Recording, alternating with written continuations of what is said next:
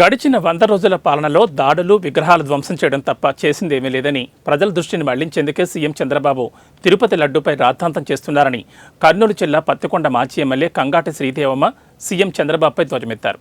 కర్నూలు జిల్లా పత్తికొండ స్వగృహంలో ఏర్పాటు చేసిన సమావేశంలో మాట్లాడారు. 40 ఇయర్స్ ఇండస్ట్రీ అని చెప్పుకుని చంద్రబాబు పక్కదారి పట్టించేందుకు తిరుమల శ్రీవారిపై రాజకీయాలు మొదలుపెట్టాడని ఘాటుగా విమర్శించారు. దేశ విదేశాల్లోని లక్షల మంది ప్రజల మనసుల్లో ఆరాధ్య దైవంగా ఉన్న వెంకటేశ్వర స్వామిని తమ స్వార్థ ప్రయోజనాలకు వాడుకుంటే తగిన మూల్యం చెల్లించాల్సి వస్తుందని హెచ్చరించారు.